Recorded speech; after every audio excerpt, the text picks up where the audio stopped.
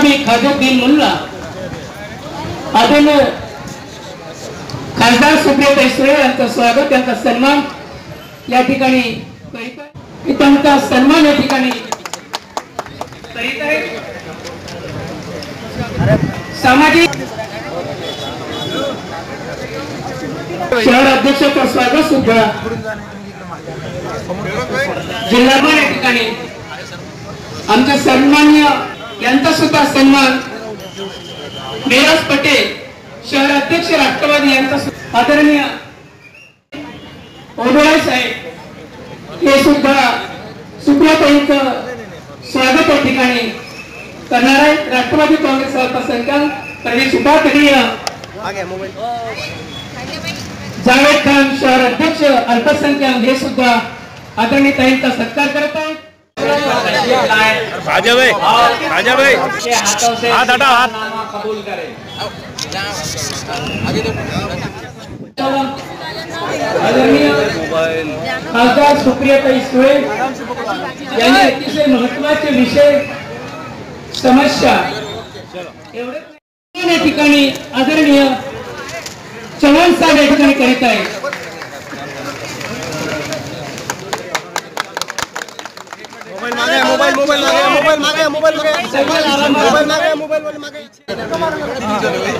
या ठिकाणी एकाच गुलाबाच्या संघटितपणे संघटन सतत राहावं।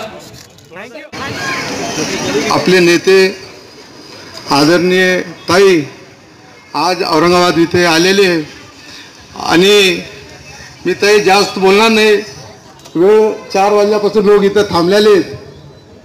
मी एवढं सांगतो, येणाऱ्या काळामध्ये जर आपल्याला राष्ट्रवादी काँग्रेसला जर सीट सुटली तर आम्ही सगळे जितके राष्ट्रवादीचे कार्यकर्ते आम्ही सगळे काम करू आणि सतीश भावाला निवडून आणू।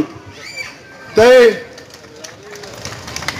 4 बार काँग्रेसची इथं सीट हरलेली आहे आणि जर आत्ता जर आपल्याला राष्ट्रवादीला इथली जर सीट सोडून घेतली आपण आणि सतीश भाऊला जर भेटली, आम्ही सगळे जितके राष्ट्रवादी काँग्रेसचे पूर्ण काम करून ताकदीनं निवडून आणू।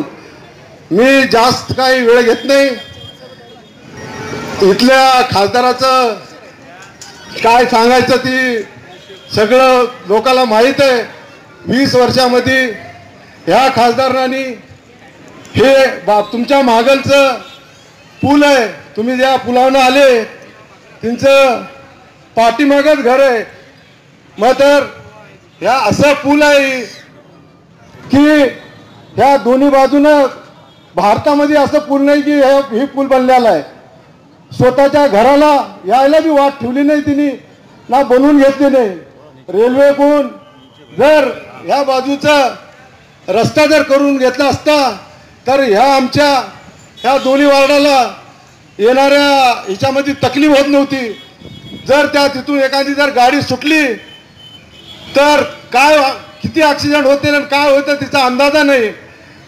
ह्या जर आम्हाला जर राष्ट्रवादीला इथली सीट जर सोडून घेतली ताई, ते आम्ही सगळे मनामधून ह्याच्यामधून काम करू आणि बाकीचं मी जास्त बोलत नाही, मी भाषण केलं नाही कुठं, बाकीचं मी माझे 2 संपतो। 2 कोटी रोजगार देतो म्हणले, 2000 रोजगार औरंगाबादमध्ये कुणा दिले नाहीत आणि ट्रिपल तलाकचा कायदा ज्याची गरज नाही त्याच्यावर यांचा जो अट्टहास आहे, मला असं वाटतं की आपण सगळ्यांनी सुप्रियाताईचं त्याच्यावरचं संसदेतील भाषण बघितलं असेल, त्यामुळे त्याच्यावर मी फार भाष्य करणार नाही। पण तो कोण कुठल्या व्यक्तीने कुठले कपडे घालावेत, काय खावं, कुठं राहावं, असं सरकार जेव्हा हट्ट धरू शकते तेव्हा हे सरकार कुठल्या थराला जाईल याची कल्पना येते। इथपर्यंत ठीक आहे, पण धर्मामध्ये जेव्हा हस्तक्षेप होतो, धर्मामध्ये कसं वागावं,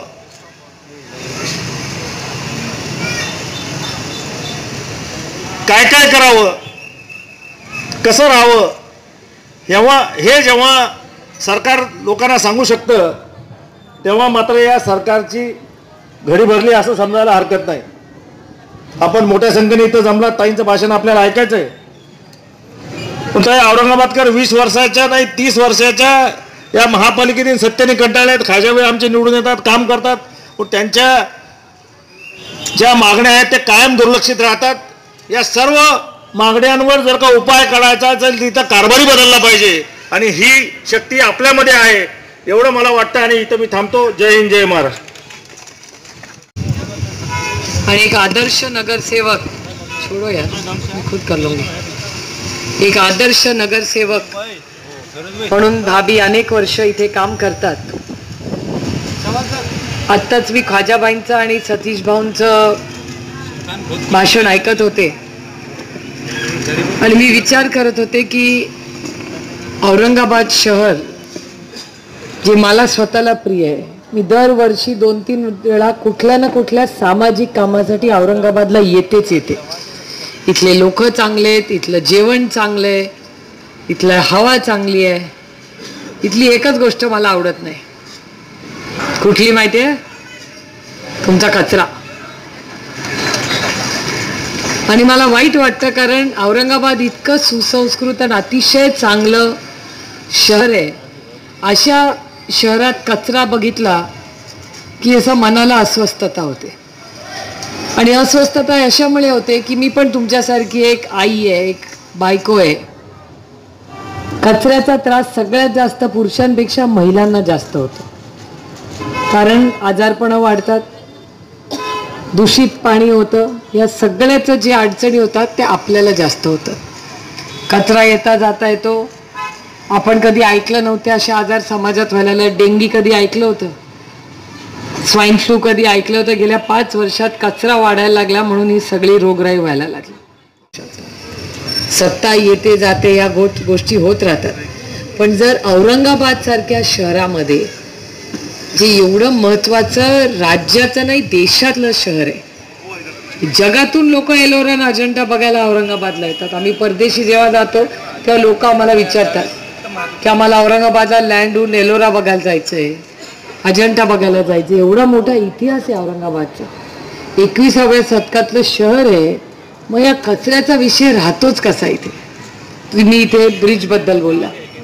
आत्ताच मला डॉक्टर विचारत होते की ताई काल स्थानिक खासदारांचा, माझ्या सगळ्याच खासदारांचे संबंध चांगले, माझ्यापेक्षा वयाने मोठे. आपण ज्येष्ठांकडे आदर्श म्हणून बघतो, कुठल्याही पक्षाचे असो, पण आपले ज्येष्ठ आहे आपल्याला काही ना काहीतरी चांगलं शिकवतात. मी ज्या कुटुंबात वाढले आमच्या घरात अंधश्रद्धेवर विश्वास नाही. देवावर माझ्या आईचा विश्वास आहे, तिची श्रद्धा आहे, पण अंधश्रद्धा नाही आहे. आता मला जर ताप आला तर माझी आई मला क्रोसिन देते. मला काय म्हणतात त्याला, काय ते काय देतात, पुडी कसली, भस्म. माझी आई मला भस्म देत नाही. मला खरं सांगा, तुमच्या पोरं पण कधीतरी लहान असतील, तुम्ही त्यांना भस्म दिला का क्रोसिन दिलं ताप आल्यावर? खरं सांगा, काय दिलं? क्रोसिन दिलं की नाही? त्याच्यामुळे जर 21व्या शतकात जिथे आपल्याकडे अंधश्रद्धा आहे, लोक आपल्याकडे शिकलेली आहेत पण अजून भावनात गुरफटलेली आहेत, ह्याच्या अडचणी कुठे येतात? ह्याच अंधश्रद्धेतून येतात. आणि ही अंधश्रद्धा थांबवण्यासाठी दाभोळकर साहेबांनी त्यांचा जीव पणाला लावला. म्हणजे हा खरं तर दाभोळकरजींचा अपमान आहे असली भाषणं करणं. आहे का नाही तुम्ही मला सांगा. त्याच्यामुळे आपण सगळ्यांनी विचार करायला पाहिजे. लोकप्रतिनिधी हा किती जबाबदार असतो. मी लोकप्रतिनिधी आहे, सुप्रिया सुळे काही बोलू शकते, पण बारामतीची खासदार काही नाही बोल. मी 10 वेळा विचार करून माईकच्या समोर बोलते, कारण मी 22 लाख लोकांचा आवाज म्हणून उभा राहते. आज औरंगाबादच्या खासदार, मला दिल्लीवरनं एकाचा फोन आला, अरे तुम्हारे महाराष्ट्र में क्या हो रहा है? म्हणलं क्यों, क्या हो रहा है, सब तो कुशल मंगल है. तो बोला नहीं नहीं, वो तुम्हारा औरंगाबाद का MP क्या बोल रहा है? मतलब क्या बोल रहा है? तो बोल रहा है वो कुछ भी बोले जा रहा है. म्हणलं क्या हुआ? दिल्लीमध्ये लोक विचारतायत की काय बोलतायत तुमचे महाराष्ट्राचे लोक. बदनामी फक्त गावाची होत नाही हो, राज्याची होते. आणि आपल्या राज्याकडे लोक पुरोगामी विचाराचं राज्य म्हणून बघतात. जी गोष्ट महाराष्ट्रात चांगली होते ती देश घेतं. मोदी साहेब स्वच्छतेचं अभियान करतात. मला खरं सांगा, स्वच्छतेचं अभियान मोदी साहेबांनी 5 वर्षापूर्वी सुरू केलं, पण ह्या महाराष्ट्रामध्ये 25 वर्षापूर्वी कैलासवासी RR पाटलांनी स्वच्छतेचं अभियान त्यांनी सुरू केलं. 25 वर्ष झाली. आहे तर काय 5 वर्षच बोलतात. केलं का नाही सांगा. संत गाडगे बाबांच्या नावाने RR आबांनी केला की नाही कार्यक्रम सुरू. सगळ्यात मोठं महिलांना पोलीस खात्यात नोकरी द्यायचं काम आरक्षण पवार साहेबांनी दिलं, पण मेगा भरती ही कैलासवासी RR पाटलांनीच पोलीसमध्ये दिली आणि सगळीकडे राज्यात गेलं की महिला आपल्याला दिसतात. आता धोरण कोणी घेतलं? केंद्र सरकारने. रोजगार हमी योजनेबद्दल मोदी साहेब बोलतात. रोजगार हमी योजना कोणी सुरू केली? माझ्या महाराष्ट्राने केली. महिला आरक्षणाचं पहिलं धोरण कोणी केलं? माझ्या महाराष्ट्राने केलं. स्वच्छतेचा कार्यक्रम कोणी केला? माझ्या महाराष्ट्राने केला. मग देश आम्हाला विचारतो, अरे महाराष्ट्र में क्या नया हो रहा है, बताइए, हमको भी करना है. आता काय सांगू, आमच्याकडे पुडी बाजी सुरू झाली आहे आमच्या महाराष्ट्रात. त्यामुळे या सगळ्या गोष्टीचा आपण सगळ्यांनी विचार केला पाहिजे. हा विषय अतिशय गंभीर आहे, हसणारी नाही आहे.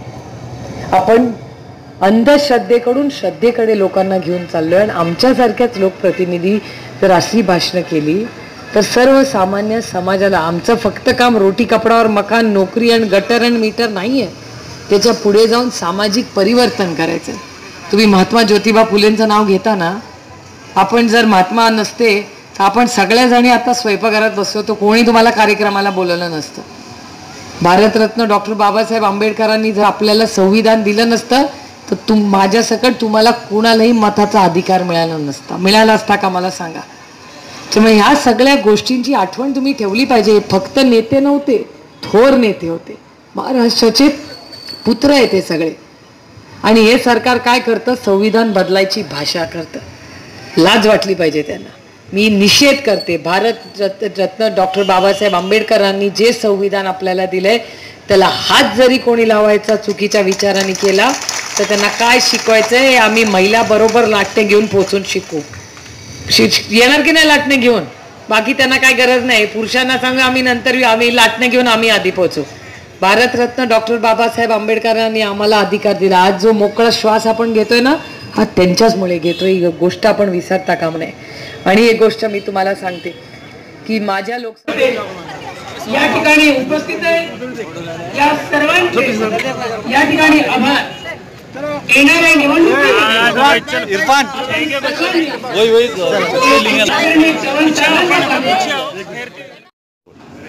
नमस्कार, मैं मोनालिसा बागल और मेरी तरफ से औरंगाबाद अपडेट्स के लिए बहुत सारी शुभकामनाएं.